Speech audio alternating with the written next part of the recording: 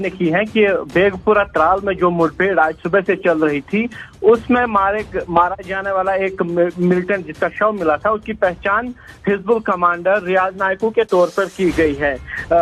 इस बात का सुबह से ही अटकलें चल रही थी कि क्या इस एनकाउंटर में फंसने वाला मिलिटेंट रियाज नायकू ही है, लेकिन अब आईजी कश्मीर की तरफ से इस पुष्टि के बाद इस पर मोहर लग गई है कि रियाज नायकू मारा गया है। रियाज नायकू न सिर्फ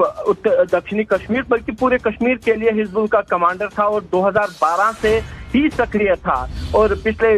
3 सालों से हिजब का कमांडर बना हुआ था। 2017 में उसको हिजब की कमान मिली थी और तब से लगातार ही दक्षिण कश्मीर से लेकर उत्तरी कश्मीर तक जितनी भी हिजब की गतिविधियां थी उस पर उसी की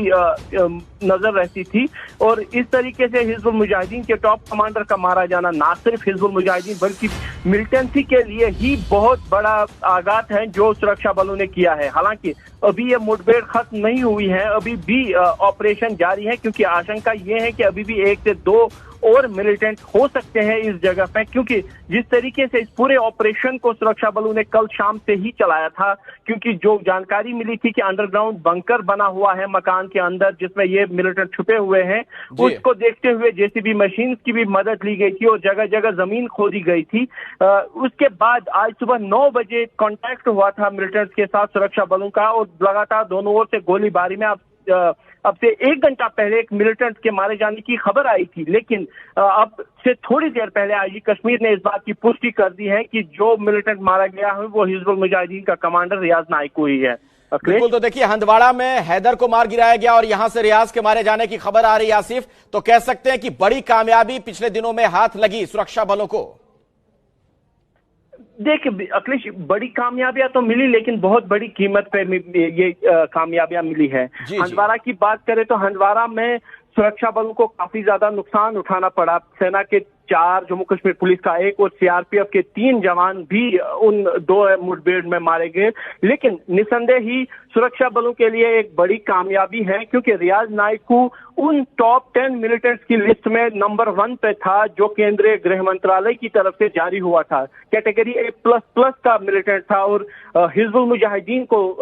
बुरहान वानी के मारे जाने के बाद संगठित करने, दोबारा जिंदा करने और दक्षिण कश्मीर से लेकर उत्तरी कश्मीर तक फैलाने में रियाज नायकू का ही हाथ था और उसका मारा जाना हिजबुल मुजाहिदीन के लिए जितना बड़ा दचका है, सुरक्षा बलों के लिए उतनी ही बड़ी कामयाबी भी है। लेकिन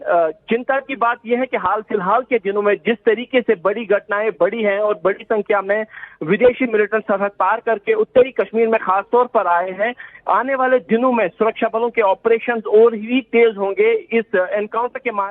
खत्म होने के बाद। आसिफ, देखिए आपने एक महत्वपूर्ण बात बताई कि रियाज नायकू मारा गया, एक बड़ी कामयाबी तो है, लेकिन इसकी बड़ी कीमत भी चुकाई है सुरक्षा बलों ने। अभी क्या ताजा जानकारी मिल रही है? क्या मुठभेड़ अभी भी जारी है? क्या अभी भी कुछ दहशतगर्द हो सकते हैं वहां पर?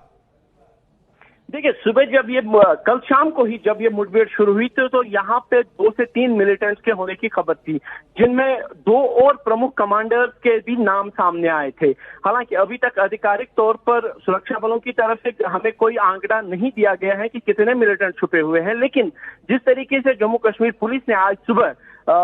हमें खबर दी थी कि और ट्वीट भी किया था जिसमें यह कहा गया था कि बेगपुरा त्राल में मुठभेड़ शुरू हो गई है, कांटेक्ट हो गया और एक टॉप कमांडर फंसा हुआ है। यानी इस बात की तो पुष्टि थी कि एक टॉप कमांडर यहाँ पे फंसा हुआ है, लेकिन ऐसा हो नहीं सकता कि टॉप कमांडर अकेला हो, इसीलिए यही माना जा रहा है कि अभी भी 1 या 2 मिलिटेंट अभी भी इस इलाके में हो सकते हैं, इसीलिए ऑपरेशन अभी भी जारी है। आसिफ, एक सवाल और है, जिस तरीके से ये टॉप कमांडर मारा गया, इसकी जो मौजूदगी थी यहाँ पर, इसका मतलब है कि आतंकवादी किसी बड़ी साजिश को अंजाम देना चाह रहे थे? इरादे बड़े खतरनाक थे उनके। देखिए हमेशा से ही मिलिटेंट जब होगा तो वो कोई ना कोई कार्रवाई की कोशिश करेगा ही, और यहाँ पे यही माना जा रहा है कि एक मीटिंग रखी गई थी जिसमें रियाज नायकू के साथ 2 और मिलिटेंट्स मौजूद थे जो यहाँ पे आए हुए थे। रियाज नायकू के बारे में बता दूं कि वो इसी गांव का रहने वाला था, इसीलिए इसी गांव को चुना गया था मीटिंग के लिए और सुरक्षित माना जा रहा था कि यहाँ पे मीटिंग की जा सकती है। लेकिन मीटिंग क्यों हो रही थी, किस संदर्भ में हो रही थी, क्या कश्मीर घाटी में एक बार फिर से मिलिटेंसी को रिवाइव करने की कोशिश हो रही थी, जिस तरीके से पिछले कुछ दिनों से लगातार जो है मिलिटेंट हमले बढ़ रहे थे, दक्षिण कश्मीर में जिस तरीके से ग्रेनेड हमले हो रहे थे और उत्तरी कश्मीर में जिस तरीके से सुरक्षा बलों पर हमले हो रहे थे, उससे यही माना जा रहा है कि मिलिटेंट भी अपने आप को रीग्रुप करने की कोशिश कर रहे थे, क्योंकि कोरोना जब से आया है अप्रैल के महीने में सुरक्षा बलों का ही दबाव मिलिटेंट पे रहा है। 35 से ज्यादा मिलिटेंट पिछले 1 अप्रैल से अब तक मारे गए हैं और लगातार ही मिलिटेंट के खिलाफ सुरक्षा बलों के ऑपरेशन जारी हैं। बिल्कुल आसिफ आप हमारे साथ जुड़े रहे हैं, मैं दोबारा आपके पास लौटूंगा। अपने दर्शकों को इस वक्त की ये सबसे बड़ी खबर बता दें, सुरक्षा बलों ने बड़ी कीमत तो जरूर अदा की है, उनकी शहादत को पूरा देश सलाम कर रहा है, लेकिन ये एक बहुत बड़ी कामयाबी है। इस मुठभेड़ में हिजबुल का कमांडर, टॉप कमांडर रियाज नायकू मारा गया है, उसे ढेर कर दिया गया है। तो एक बहुत बड़ी कामयाबी है सुरक्षा बलों के लिए। हालांकि अभी भी एनकाउंटर जारी है, मुठभेड़ जारी है। आसिफ कुरैशी हमारे सहयोगी लगातार हमारे साथ जुड़े हुए हैं। आसिफ, रियाज का मारा जाना कितनी बड़ी कामयाबी और कितना खतरनाक था वो? रियाज नायकू के बारे में जो बातें सामने आई हैं वो 2012 में मिलिटेंसी की राह पे चला था। 2012 में वो पहली बार मिलिटेंसी के साथ गया था और कुछ दिनों बाद गिरफ्तार हुआ था, लेकिन जेल से छूटने के बाद वो दोबारा 2014 में रिसाइकल होके फिर से हिजबुल मुजाहिदीन के साथ जुड़ गया। ये वो टाइम था जब बुरहान वानी का नाम मिलिटेंसी के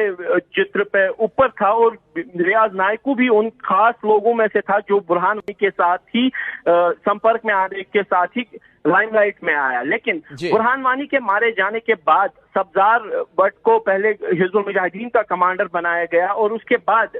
जाकिर मूसा का नाम आया। लेकिन जाकिर मूसा के हिजबुल मुजाहिदीन छोड़ने के बाद जून 2017 में रियाज नायकू ने हिजबुल मुजाहिदीन की कमान संभाली और रियाज नायकू ही वो शख्स था जिसने हिजबुल मुजाहिदीन को पूरी तरीके से खत्म होने से बचाया, क्योंकि